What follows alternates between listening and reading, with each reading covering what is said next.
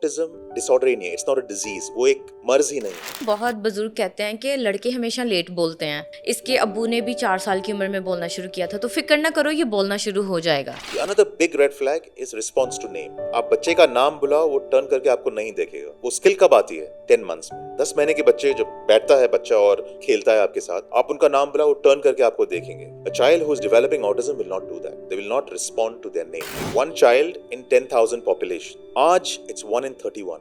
1 in 31? 31 बच्चों में एक को ऑटिज्म है आज। That's a huge number. क्या ये जेनेटिक हो सकता है? हो सकता नहीं है। पेरेंट्स आते हैं every month I diagnose at least 2 parents with autism. Do you believe that? Wow. वो पूछते हैं मेरा बेटा शादी कर पाएगा, बच्चे करे। I said he is 3 years old now.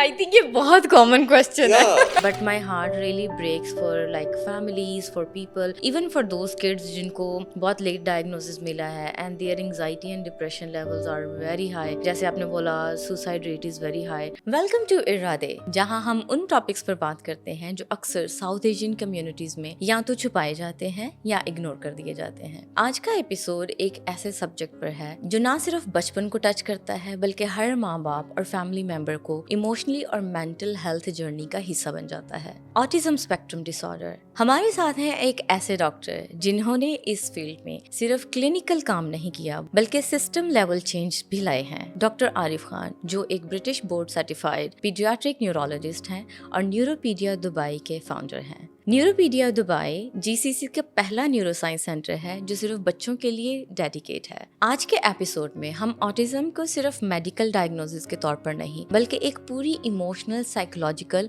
और सोशल जर्नी के तौर पर एक्सप्लोर करेंगे, जहां mental health, stigma, support system और अवेयरनेस सब कुछ डिस्कस होगा। Hello doctor Arif, welcome to इरादे।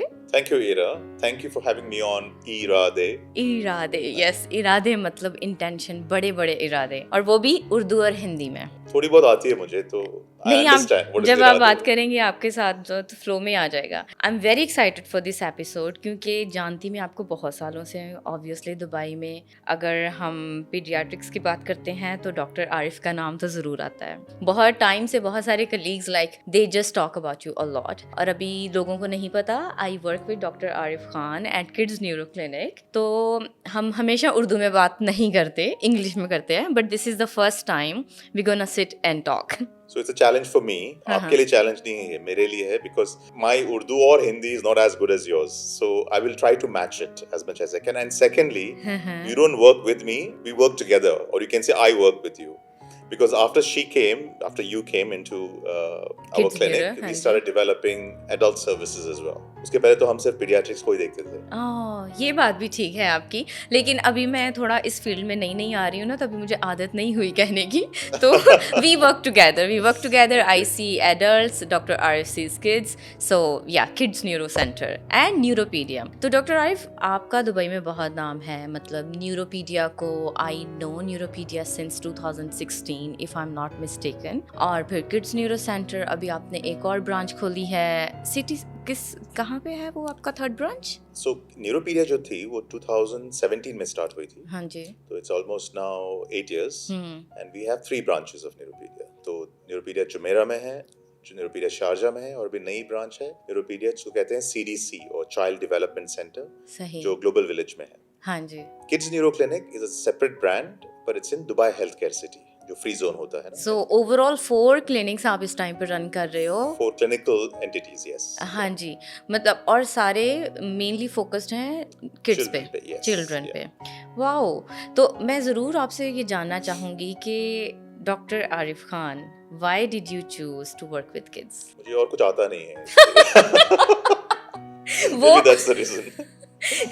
नहीं, वो कुछ आता नहीं है, मतलब क्योंकि जाहिर है अब आपने ट्रेनिंग ले लिया इसमें, तो वो तो ये अब तो आता ही है। But why you are so passionate about kids? मतलब 4 क्लिनिकल एंटिटीज पसंद करेंगे आप पहले शुरू से क्योंकि आप ओरिजिनली तो इंडिया से हैं, लेकिन आई थिंक आपकी ट्रेनिंग और ज़्यादा टाइम आपका यूके में गुजरा है। और I remember I heard about you in 2016 when I was also very new in Dubai. तो आपका नाम हमेशा सुनने में आता था। तो I would like to know a bit about Okay. your background. तो कुछ वक्त लूंगा, but I will ठीक है. tell you in detail. So I was born in India. India में पैदाइश हुई, and then as I was about 8 months old, I was smuggled to Dubai by my parents without my permission.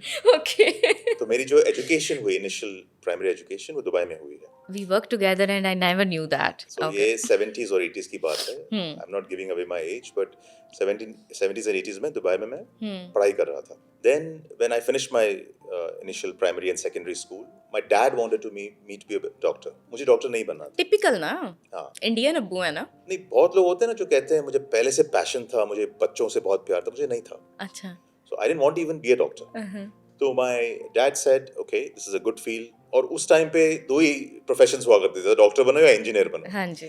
तो मैं बोला ठीक है, चलो ट्राई करते हैं. हाँ जी. तो फॉर माय मेडिकल स्कूल मैं फिर से इंडिया गया, and I spend about 7 to 8 years in India doing my medical school, my post graduation in pediatrics. I had finished my training in India actually. उसके बाद I went to UK. Okay. और UK I spent about 16 years. Wow. Refining my training. उसके बाद pediatric training फिर से की मैंने वहाँ पे. Pediatric neurology 3.5-4 साल की है. I was a consultant there in a national health service for about 2 से 3 साल तक. फिर मैंने सोचा यार, my parents were in Dubai that time, and Dubai was like second home or even first home I would say. I said let me just go and see how it feels to practice in Dubai. Yeah. तब तक तो my wife was there, बच्चे हो चुके थे, and I kept them there in UK, और मैं आ गया as a visiting doctor. So 2012, I started coming to a hospital here called Medcare. Every 2 months I used to come. और एक हफ्ते की क्लिनिक करता था, मैं बच्चों को देखता था और फिर चला जाता था. फिर 2 महीने बाद फिर से आता था.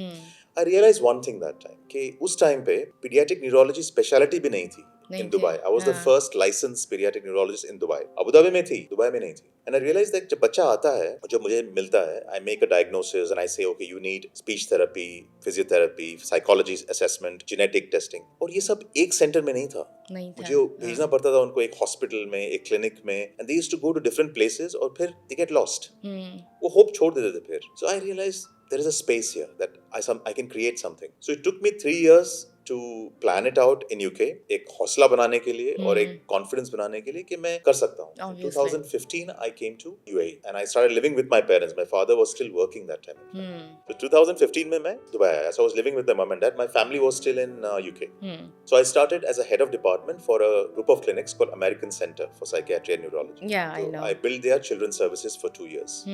I learned the skills of dealing with insurances, patients को क्या चाहिए, parents को क्या चाहिए, school से कैसे interact करना है, how to be an advocate for children. और 2017 में I planned out, I saved some money, create Neuropedia's first branch. 2017 की बात है.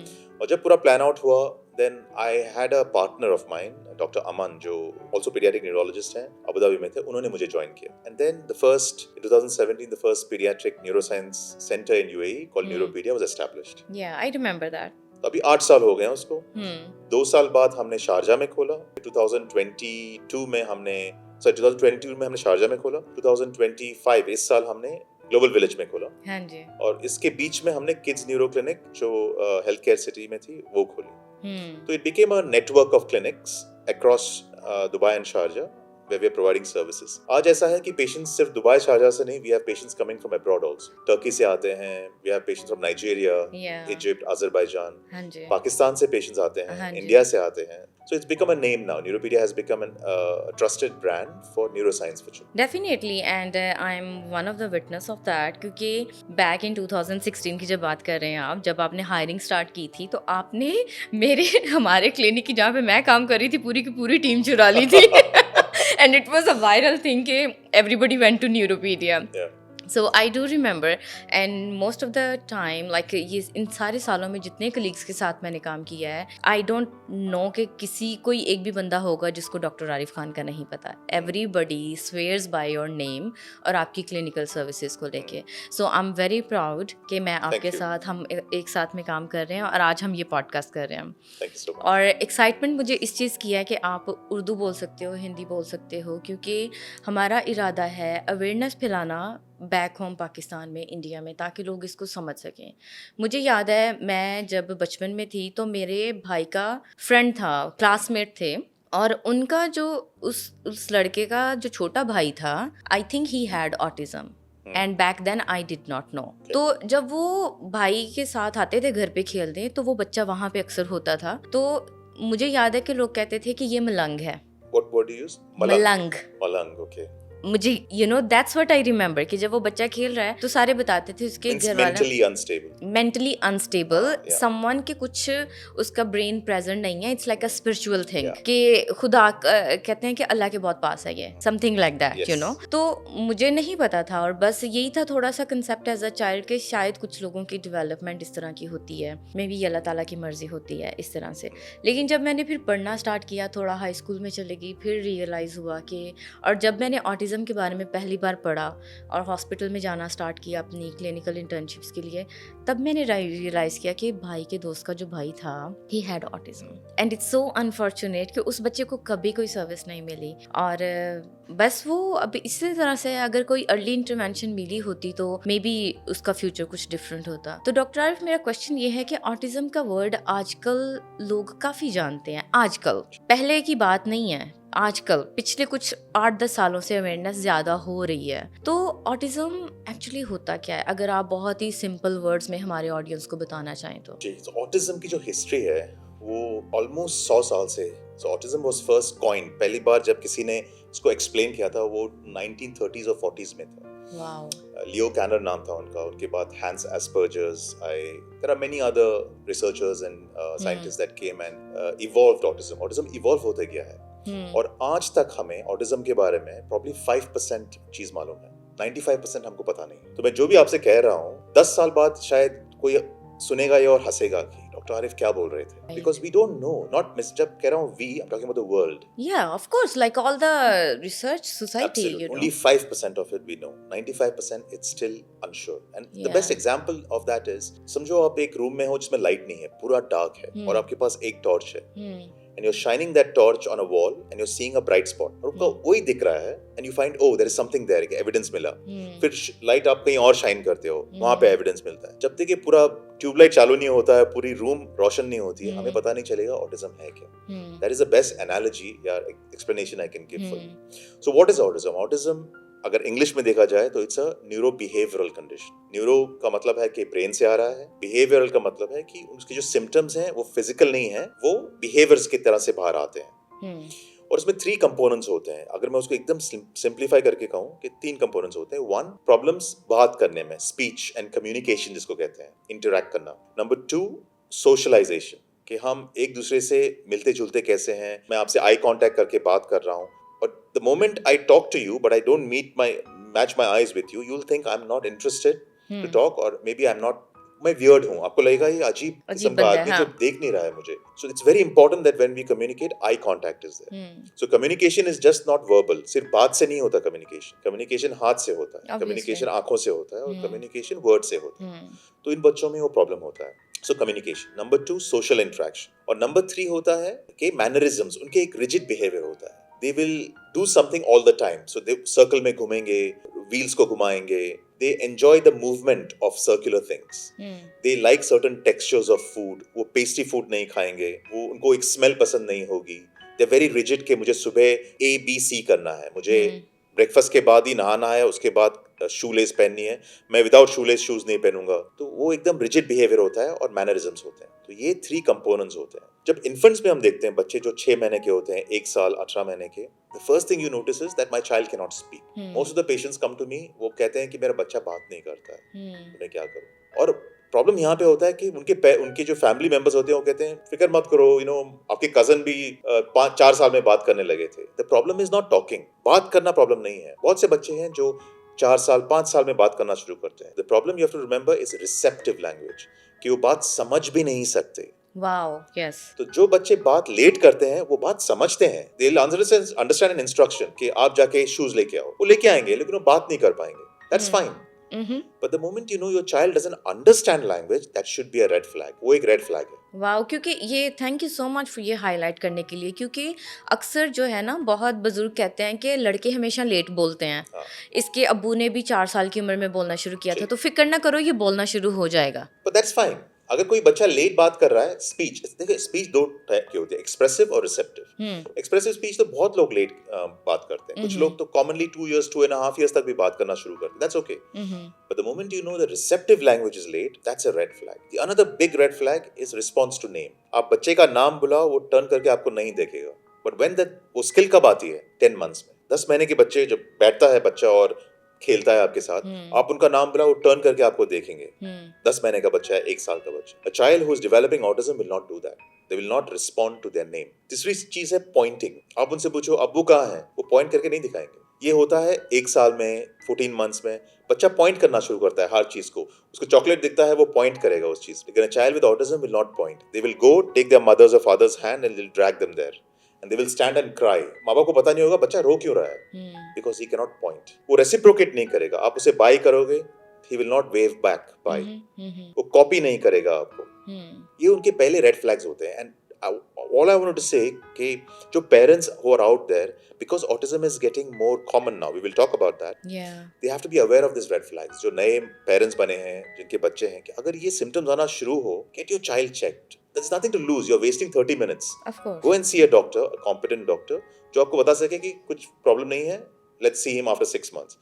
Yeah, but if you pick it up early, you can treat the child better. This is the message. Okay, very interesting. तो आप कह रहे हो कि 10 महीने तक वो respond to name, 10-14 months तक pointing to objects or people.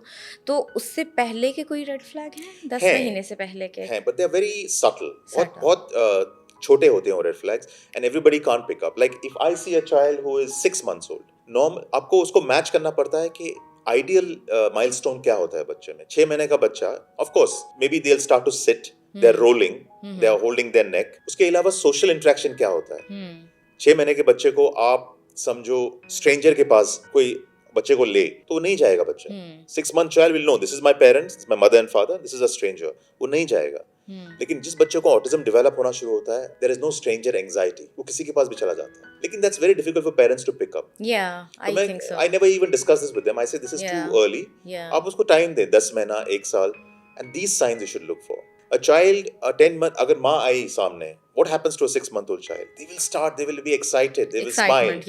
You smile at them, they will reciprocate. 3-4 महीने का बच्चा करता है। A child who's developing autism may not do that, and some might do it, but later on they might lose it. Exactly. ये थोड़े subtle signs होते हैं. I don't expect parents to pick up these signs as early as 6 months, but at 1 year, absolutely yes. I get that. और एक और बड़ा important question है कि कब तक वेट करना चाहिए? लेट्स से स्क्रीनिंग तो अगर हो गई तो हो गई, अगर नहीं हुई तो डायग्नोसिस कब तक ऑफिशियल कर सकते हैं डॉक्टर्स? बहुत पहले पीपल यूज्ड टू से कि 3 साल के पहले डायग्नोसिस नहीं हो सकता है। It's completely a wrong myth and that has to be abolished. What I'm saying is that 18 months पे formal diagnosis हो सकता है बच्चे का। 18 months, 1.5 year. There are tools and criteria जिसको हम ADOS कहते हैं, CARS कहते हैं, बहुत से tools हैं जिससे आप कंफर्म कर सकते हो कि बच्चे को ऑटिज्म है या नहीं। The reason to pick it up early, क्यों हम बच्चे को अर्ली डायग्नोज करना चाहते हैं? क्योंकि अगर आपने अर्ली डायग्नोज किया और आपने इंटरवेंशंस अर्ली स्टार्ट किए, जो 1.5 years से 3 years का पीरियड है, that's when your connections build up very quickly. तो आपको एफर्ट बहुत कम डालना पड़ेगा मैक्सिमम बेनिफिट के लिए। आप, मुझे थोड़े बच्चे आते हैं मेरे पास जो इंडियन सबकॉन्टिनेंट पाकिस्तान से आते हैं for a second opinion, they come at 5 years 6 years and by then their neurons already established. आपको बहुत एफर्ट डालना पड़ेगा स्मॉल इम्पैक्ट करने के लिए, स्मॉल चेंजेस करने के लिए। But at young age you make a small change, it'll give you a bigger impact.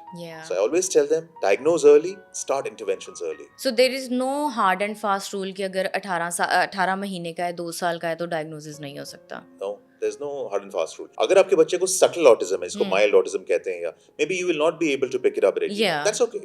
That's fine. But you will start intervention. उसकी speech delay होगी, आप speech therapist को refer करेंगे।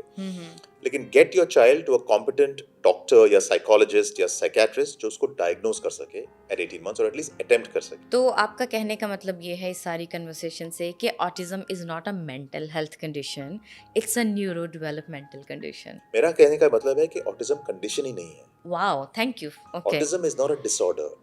हालांकि even in English terminologies they say autism spectrum disorder, ASD. Many people are even questioning that. कि autism disorder ही नहीं है, it's not a disease, वो एक मर्ज ही नहीं है। Let me explain why I think that is. सिर्फ मैं ही बात करूंगा इस पॉडकास्ट में, मुझे लगता है। तो बुलाया ही आपको अच्छा इसलिए? ठीक है, because I feel that, because I am very passionate, बहुत पैशन है इस चीज के लिए। इसीलिए तो आप यहाँ पे हाँ। हैं। तो ऑटिज्म जो होता है, I explain like this to parents कि आपके बच्चे को कोई डिसऑर्डर डिजीज नहीं है। जब मैं डायग्नोज करता हूँ, आपका बच्चा जो है एक मैक पीसी है। मैक तो पता होगा आपको, मैकिंटॉश। और हम जो हैं, हम पीसी हैं, मैकिंटॉश मैक नहीं है।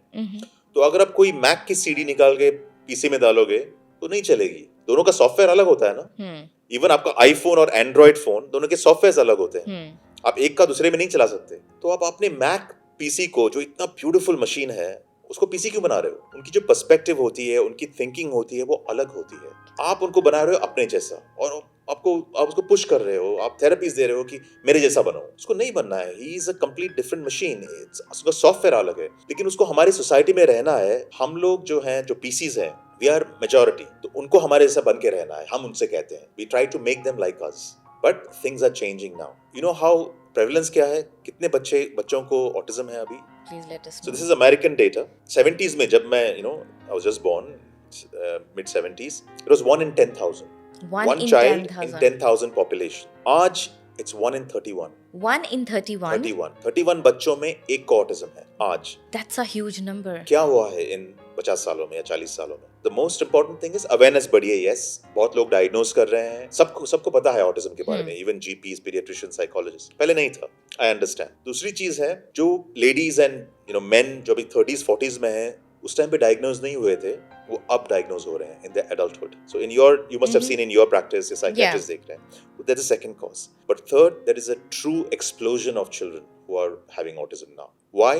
Because of the our lifestyles. हमारा मेटाबॉलिक सिंड्रोम्स जो है, हमारी ओबेसिटी बढ़ गई है, hormonal changes, our sedentary lifestyle, our inorganic food consumption. There are a lot of factors. This is impacting our genetics. This is impacting how the child is growing in utero. जब अंदर होता है, ये सब जो effects हैं, together they are having an impact on this explosion of autism that we are seeing. The prevalence of autism in India, I'm sure the same with Pakistan, today is 1 in 54.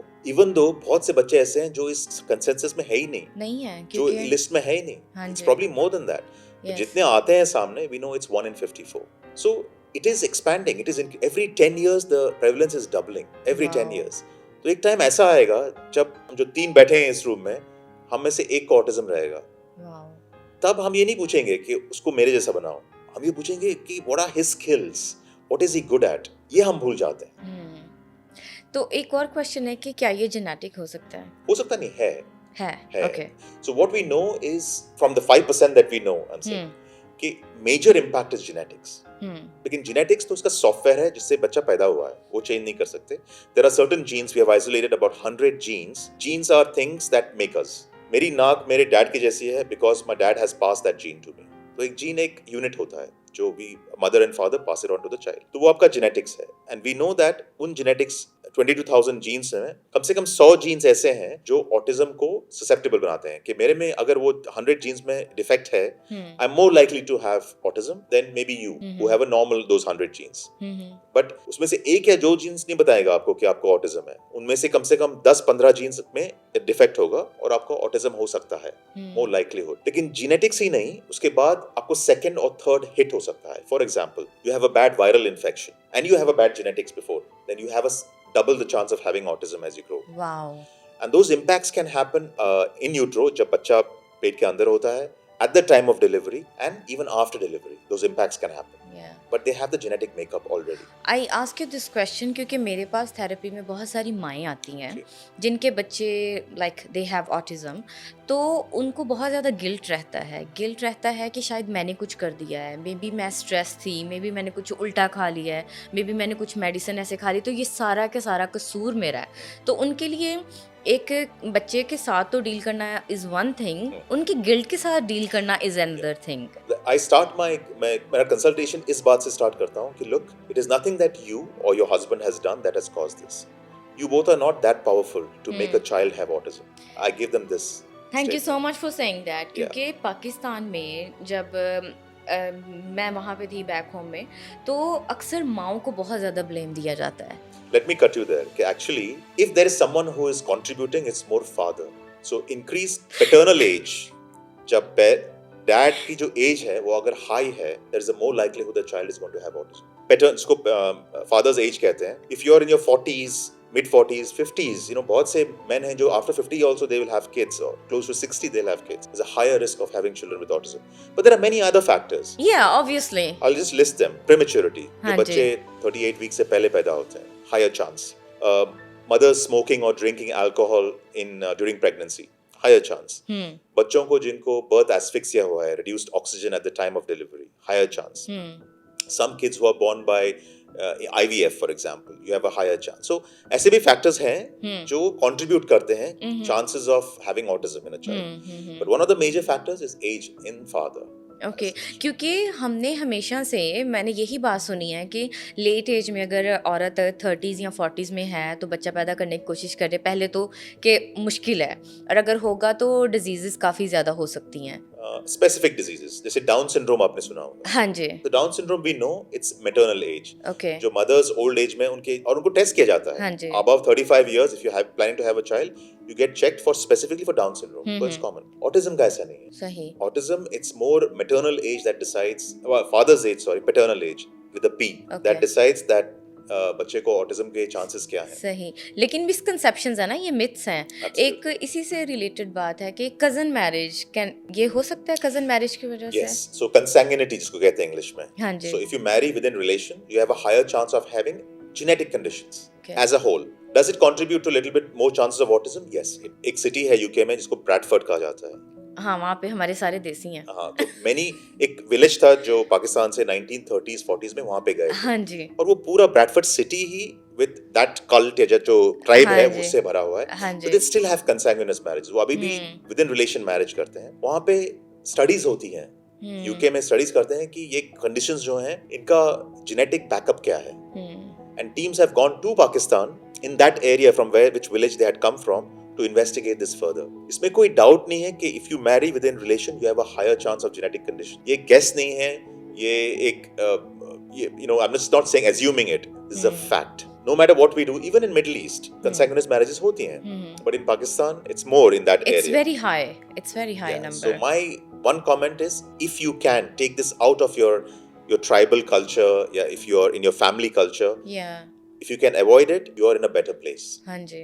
मतलब chances कम हो जाते हैं ना फिर उससे. आप वो zero तो नहीं कर सकते. हाँ, जीरो तो नहीं कर सकते obviously. Exactly. हाँ जी. But thank you so much हमें ये बताने के लिए. और जैसे आपने बोला कि 1 in 51 kids might have autism. In Pakistan, India, 1 in 54. Yeah, 1 in 54. Yeah. तो ये तो बहुत हाई नंबर है. And what I see back home, I am not sure about India, कि फैसिलिटीज़ जो हैं, जो इंक्लूसिव स्कूलिंग है, जो इंक्लूजन इन सोसाइटी है, जो मतलब डायग्नोसिस है, अनरिपोर्टेड केसेस हैं, these facilities are not up to that point. You're right. I'll start with diagnosis. So मैं जब UK में था, 15 years I worked there. So वहाँ पे मैं children with autism देखता था. They wanted a diagnosis, parents. मुझे label चाहिए. You call it label ना कि बच्चे को autism. क्यों? Because the government used to give them facilities and resources to treat their child. Intervention. तो जब तक आपको label नहीं मिलता है, आपको treatment नहीं मिलेगा. हाँ जी. US में भी ऐसे ही है. हाँ जी. So they look for diagnosis. The problem with India, Pakistan and to some extent UAE is that you don't want to label your child. So people say मुझे diagnosis नहीं चाहिए. मुझे नहीं पता करना है कि मेरे बेटे को क्या प्रॉब्लम है. मुझे सिर्फ ट्रीटमेंट दे दो, थेरेपीज दे दो. ये गलत बात है. Because कोई भी medical condition हो, without diagnosis you can't move forward. And we are not labeling your child. I tell them we are enabling your child. Yes. आप बच्चे को enable कर रहे हो कि मैं आपको, अगर आपका confirmation हो जाए तो मैं आपको right treatment, right intervention at the right time दे सकूं. I think इसके लिए अभी हमें बहुत ज़्यादा awareness की ज़रूरत है, ज़्यादा education की इसमें ज़रूरत है, क्योंकि label सिर्फ यही नहीं कि हमें label नहीं चाहिए, उसके साथ guilt और shame बहुत associated है, क्योंकि लोग क्या कहेंगे कि इनके Stigma जो कहते हैं. हाँ जी, जो stigma है ना, स्टिग्मा बहुत स्ट्रांग है. और आई थिंक अभी तो बहुत ज्यादा साल लगेंगे इन चीजों को बदलने में. कोशिश तो कर ही सकते हैं. So 2012 से मैं दुबई में आ रहा हूँ. Dubai is now, you can almost compare it to a western country. Yes. So अभी मुझे 13 साल हो गए हैं. हाँ जी. यहाँ की जो clinical practice है वो देख रहा हूँ. I have seen a huge change. Same here. I started in 2015. तब बहुत ही गिने चुने क्लिनिक थे. जैसे आपने कहा कि कोई एक फैसिलिटी नहीं थी जब न्यूरोपीडिया आया था. तो अभी तो कितने ज्यादा प्लेसेस हो गए हैं ना. But back then it was not. So तो उस टाइम पे क्या होता था 2012 में, बहुत से पेरेंट्स, लोकल पेरेंट्स मेरे पास आते थे, बच्चे को नहीं लाते थे. हाँ जी। So parents will come, they will give me पूरी हिस्ट्री देंगे कि मेरे हाँ। बच्चे को ये वो बात नहीं करता है and all that. And I ask them को बच्चा कहाँ है? हाँ जी। इसे नहीं, उनको उसको हम बाहर नहीं निकालते. हाँ जी। एक और क्वेश्चन न्यूरोलॉजिकल पर्सपेक्टिव से करना चाहूँगी, उसके बाद हमने अपने पॉडकास्ट को पूरा शिफ्ट करना है साइकोलॉजिकल पर्सपेक्टिव के हिसाब से। तो लास्ट क्वेश्चन जो मेन ये है ना कि ऑटिज़म अगर है तो क्या आप उसको क्योर कर सकते हो? नहीं, पहला सवाल होना चाहिए कि ऑटिज्म अगर है तो क्या उसे क्योर करना चाहिए? Okay. The answer is no. सही। अगर आंसर नो है तो आपका सवाल is not valid at all. No, it's not. Because I don't want to cure autism. You are not curing a disease. As I told you, ये Yes. Disease है ही नहीं. यस। आप क्या कर रहे हो बच्चे के साथ ऑटिज्म, जो इसका ऑटिज्म है? You are integrating them. I don't want to cure your child. I want to integrate your child into our society. How do we do that? We give him skills जो उसके पास नहीं है. Of हाँ course जी। हम उसको skills देंगे कि जब आपका कोई नाम बुलाए तो आप उनकी तरफ देखो. आपको कोई चीज चाहिए तो आप उस पर पॉइंट करो. हाँ जी। आप स्क्रीम ना करो. यू नो सेंसरी इश्यूज हाँ होते जी, हैं, सेंसरी इश्यूज। वो आप कंट्रोल कर. हाँ वी जी। Train the child to be like us. मैं जैसे कह रहा था कि हाँ मैक को आप जी। पीसी बना रहे हो, हाँ जी।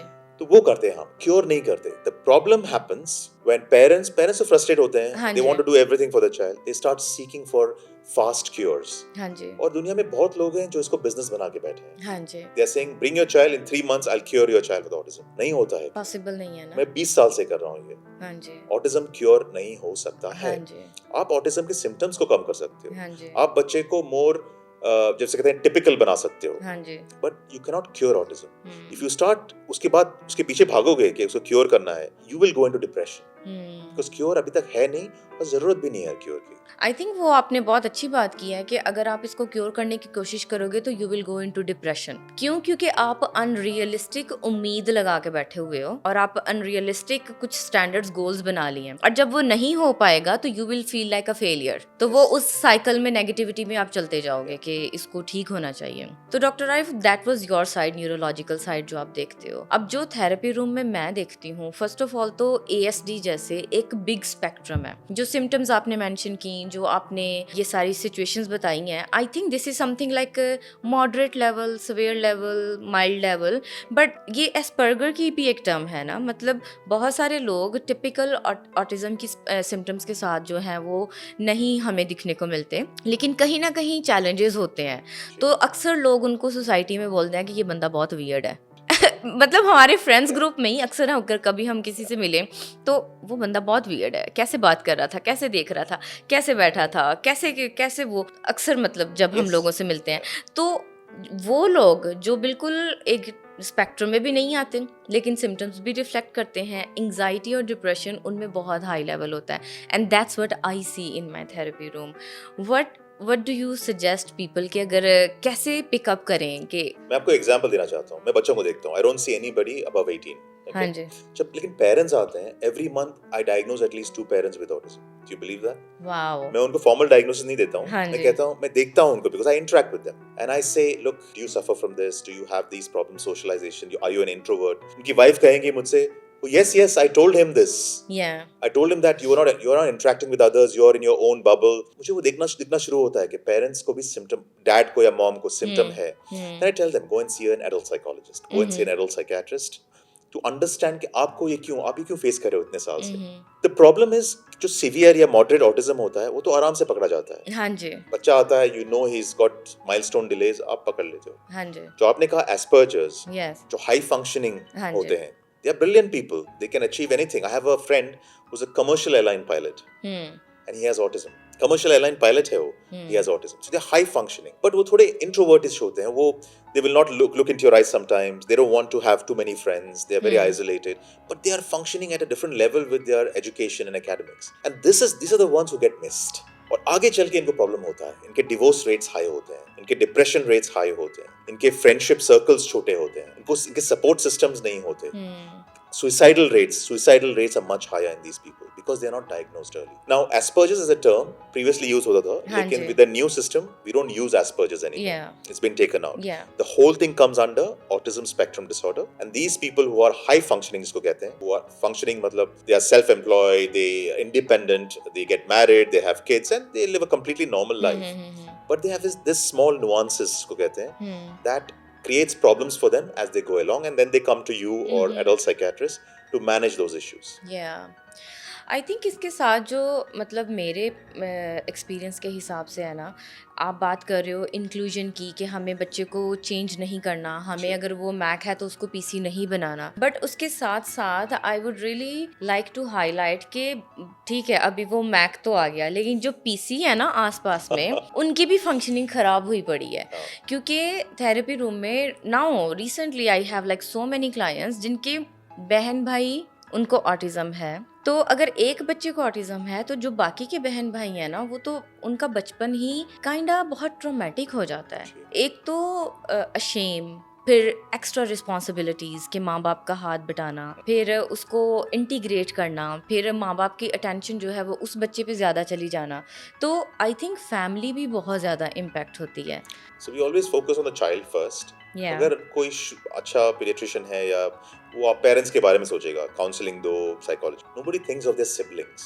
समझो एक 5 साल का बच्चा डायग्नोज होता है, हाँ जी, उसका 10 साल का भाई या बहन है, हाँ जी, as you said, they take all the responsibility, they feel left out. Yes, कि पेरेंट्स का पूरा फोकस उस बच्चे पे होता है जिसको जरूरत है। 10 साल का बच्चा ऑलरेडी 20 साल का बन चुका होता है mentally of course. responsibility. And I always tell them, look, this is a silent killer. If you have this child, I can see that he's being left out. Get him somewhere. Get him to a child psychologist to talk to him. Put him in a, give some attention to him. Give few days in a week just dedicated to your other child as such. ये आपने बहुत सही बात की, because this is something that not many people talk about. No. The left out child syndrome जिसको कहते हैं. Yes. जो बच्चा, because center of attention वो हो गया है, जो 5 साल का बच्चा है. हाँ जी, बाकी के siblings they get left out. हाँ जी, And I also tell them that see, you have in Dubai, in a place like Dubai, you have all the support systems. Yes. अगर आप देखोगे कि आपको help चाहिए उस बच्चे के लिए, it's available. You just need to know where you need to go. That's it. Definitely. इसके अलावा मैंने पेरेंट्स में भी देखा है, मतलब साउथ एशियंस की अगर बात करूँ ना, तो डैड्स हमेशा थोड़े से मैस्कुलिन अपीयर होते हैं, थोड़ा वो एक्सेप्ट नहीं करते कि नहीं हो जाएगा, कर लेंगे, अभी अगर हो गया तो ठीक है। माएँ ज़्यादा थोड़ा इमोशंस को एक्सप्रेस करती हैं। तो मैंने जो साइकिल देखा है ना, मतलब what I have observed, and obviously there are researches also, parents with children having autism वो प्रॉपर ग्रीफ की स्टेजेस से गुजरते हैं। The 4 stages. अभी मैं तो 4 पे ट्रस्ट नहीं करती, क्योंकि अभी something I am going through, तो I am experiencing first hand के स्टेजेस में आता है या नहीं आता, and there are different theories about grief also. तो आई थिंक मैं इनिशियली तो झटका लगता है ना, क्योंकि अगर आप ये देखो कि बचपन से ही हमने एक विजन बनाया होता है, पढ़ेंगे, शादी करेंगे, फैमिली होगी, बच्चे ऐसे के होंगे, और जब एक औरत प्रेग्नेंट है तो एक एक्सपेक्टेशन आ गई ना बच्चा आएगा, लेकिन जब एक ऐसी कंडीशन आ जाती है तो this is something they are not prepared for. This is something कि it's a loss of their expectations, not a loss of life but loss of the expectation जो उनकी थी। मेरे साथ क्यों हुआ ये? मेरे साथ ऐसा क्यों हुआ?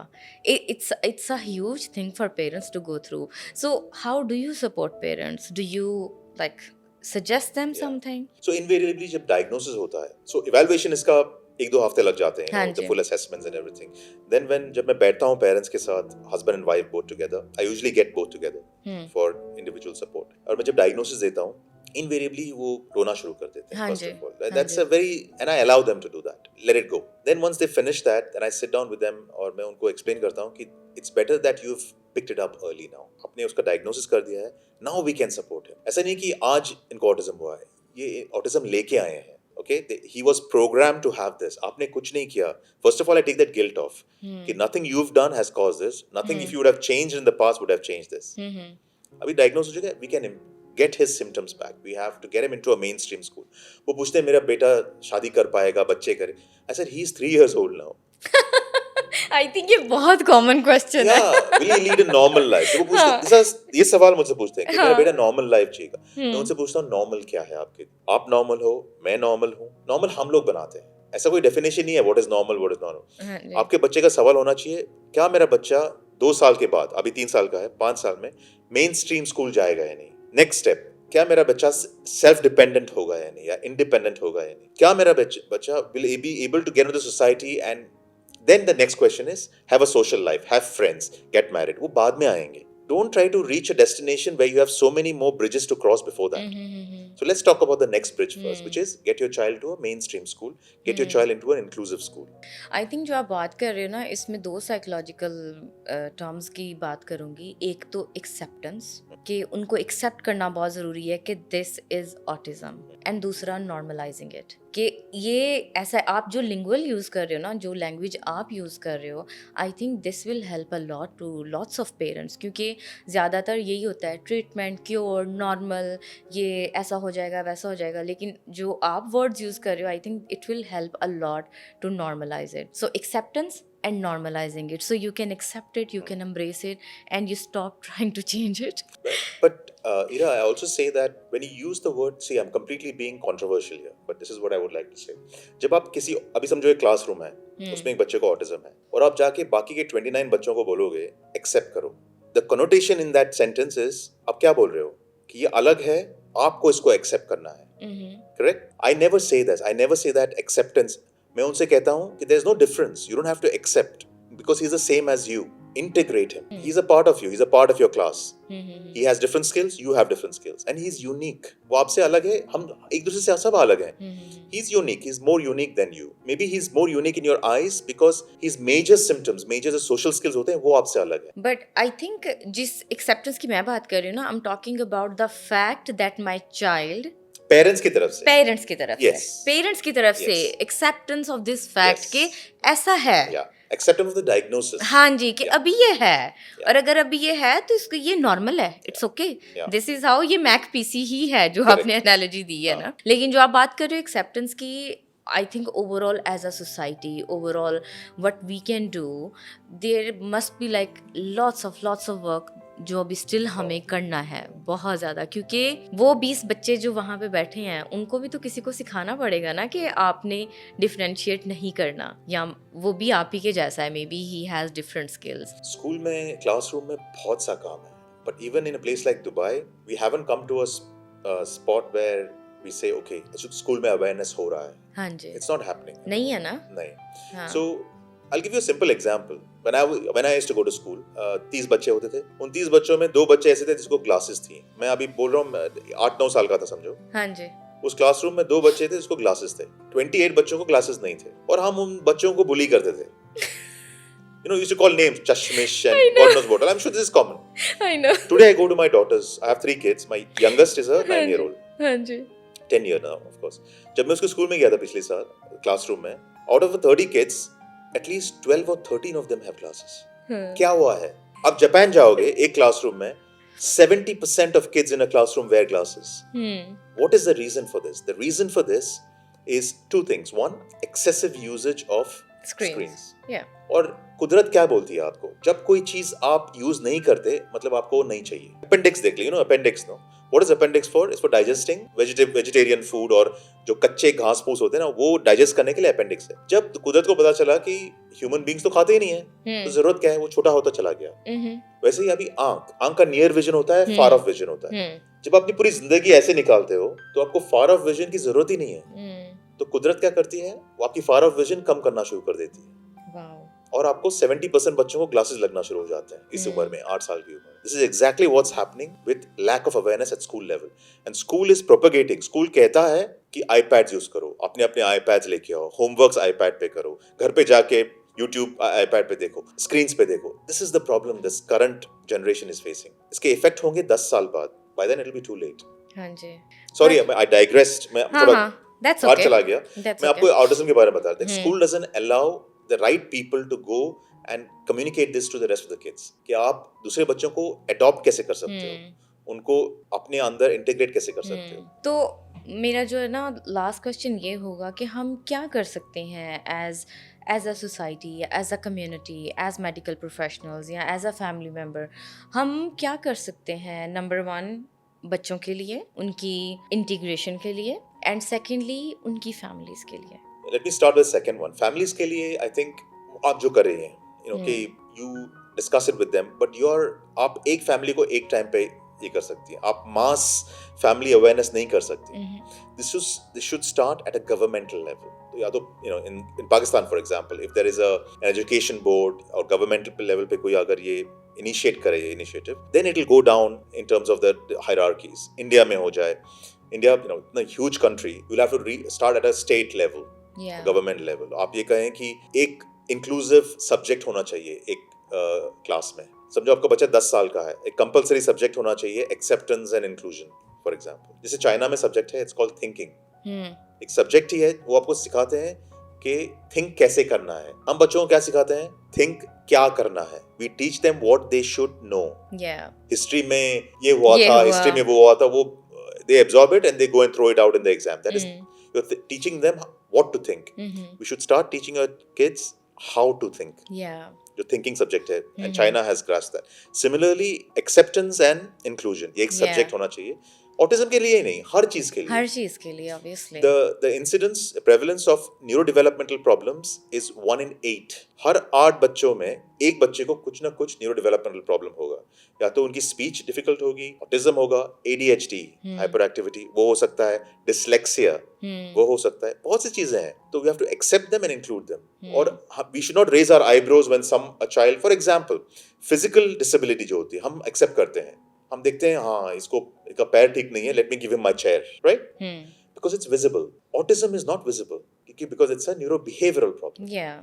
वो हमें educate करना पड़ेगा बच्चों को दूसरे कि this is something that's not visible, you have to look out for it. Yeah. And help that child. That's what. Yeah, I think it's on government level, on like personal level, छोटे छोटे efforts जैसे ये मेरा podcast start करना, आपका podcast, ये छोटे छोटे एफर्ट्स हम कर सकते हैं. बट आई थिंक इसमें बहुत टाइम लगेगा और हम सबको ही अपना अपना रोल प्ले करना है. But my heart really breaks for like families, for people, even for those kids जिनको बहुत लेट डायग्नोसिस मिला है and their anxiety and depression levels are very high. जैसे आपने बोला suicide rate is very high. I have like witnessed it first hand, तो it's like very difficult, but I think we all should keep doing our efforts what we are doing. But you've heard, Dubai is now UAE or Dubai, for example.